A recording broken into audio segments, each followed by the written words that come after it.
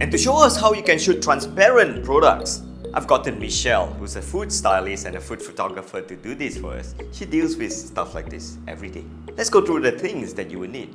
You need a thin, tall glass like this, a jug of water, lemon, and a knife to cut it into slices. And you need ice, but store it in the freezer first. Since we're dealing with ice and water, things gonna get wet, you need a towel handy. And whenever you're handling transparent products, you need to have gloves. Not those gloves that will give you lint, but gloves that are made of plastic like this. You need a small mounting board. And finally, how to prop all this up? An acrylic sheet and a transparent prop like this. Get yourself 2 flashes that has optical triggers. Use a 50mm lens. If you have a macro lens, even better. But if you don't, you can use a close-up filter, which is 2 times or 3 times, because we're gonna shoot really close. Get a camera that has a built-in flash like this. Otherwise, you may need a 3rd flash. And the camera settings. Let's go through the EXIF of your camera. ISO 200. We're gonna start with f11, our desired f number. Shutter speed, well, you're gonna be doing remote flash. Don't break the sync. 1/100 of a second is good. Make sure your built-in flash is on manual mode at the lowest power, 1/128. And your file can be a JPEG large or RAW. White balance, you can try auto or 5200 on the Kelvin. And knowing that many of you who sign up for this course would probably be shooting at home, you need a small location with a white wall like this. So we're doing this in a small room. The first shot we're gonna do is just a simple shot of a glass with a white background at the back. And make sure that you look through the viewfinder to ensure that you get a good composition. We only want the top of the glass. With that done correctly, we're gonna add on flash now. Put 1 flash behind the glass aimed at the wall. The distance should be about 1/2 meter. And make sure that your camera doesn't see the flash. Let's go through the power of this flash now. As usual, you need to set 3 things on your flash. Let's start with the power. Instead of looking at the lightest cheat sheet and worry about that, I'm gonna start with a higher power, though I know it's gonna be wrong. Let's set it to 1/4. The second value that you need to set would be the zoom. We're gonna start with 24 and work from there. 24, a small number compared to 85, which means that it's gonna be a wider area of coverage. And turn on your optical trigger to S1. An important point to remember when you're shooting something transparent, it'll be pretty difficult for the camera to focus. So move the focus point to the top of the edge of the glass. And from there, try to attain focus first. You'll hear beep beep sound. And once you attain focus, flip the switch to manual focus. Oh, take a look at this photo. Pretty good shadow that we get on the wall. And we get a very good clean edge on both sides of the glass. The only problem, it seems that our flash is too bright. How much bright? Simple. Check the histogram. Look at this. When you see the highlight clip like this, that means you have overpowered your flash. I think we should bring it down by 2 stops. And let's try another one. This is much better now. We have a cleaner line and a cleaner specular highlight behind on the wall. Let's move on. Let's add some water now. So we're adding water because water is pretty transparent too. But leave a little bit at the top so that you can add ice later. As you pour in the water, you're gonna get splashes on the wall of the glass.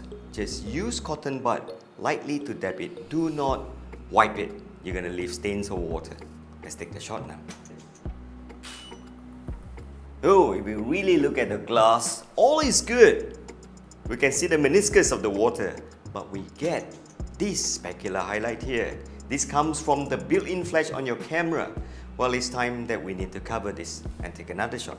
Use the flag that you have to cover the built-in flash and then take that shot. And there you go. That's how you remove the unsightly specular highlight from your built-in flash. And we're gonna add ice to the shoot. Ice is after all transparent. Now after adding ice, this is the shot.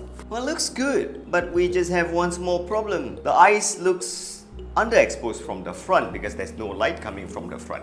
We're gonna fix that later. Let's add on one more semi-transparent item, a slice of lemon. All's good. Backlight's working pretty well. Here's the next thing we're gonna learn.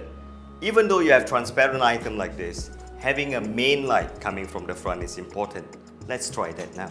To add another flash, Michelle and I are going to show you a pretty nifty trick.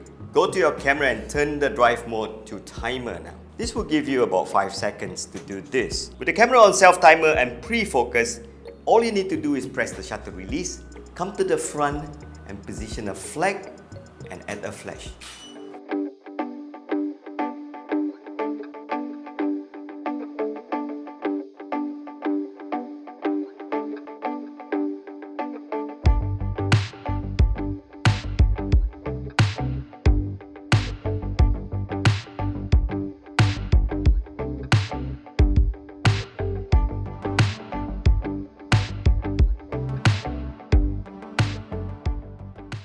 Hey YouTube viewers, I'd like to bring your attention to my e-learning website, and if you're in there, check out this online course that we have. It's called the Online Pro Cert Program. This program guides you to become a professional photographer, and this one guides you to become a professional videographer. And both of these courses are undergoing a special price promo because we want you to take this time to improve your skill so that you can have a secondary income which is skill-based. And that's why we're having this promo. And if you're Malaysian, you're getting further discount. Why? Because we understand, just like you, we're in a lockdown, a full lockdown. So the only thing you can do now is to stay safe, stay home, learn a new skill, and start shooting at home. Because I can promise you this, we have been shooting almost every day for online e-commerce businesses. Companies are bringing their products online. Are you ready to take advantage of this? Put your photography skill and start making money. Because brands are sending equipment, devices, and also products to my house so that I can shoot for them so that I can sell on Lazada and Shopee. So if you're a photographer and you are not a product photographer, you should take this opportunity to learn a new skill and bring your photography skill to a new level called multidisciplinary photography. That means you can do portraits, you can do product photography, you can also do video, and apart from that, you can do DI, digital imaging. So that's it. Hurry, check out these 2 courses that we have and an amazing promo price that we have. And don't forget, Malaysians, we have the Kita Boleh price, especially just for you. Jangan kesini kesana. Tumpukan perhatian kepada pelajaran.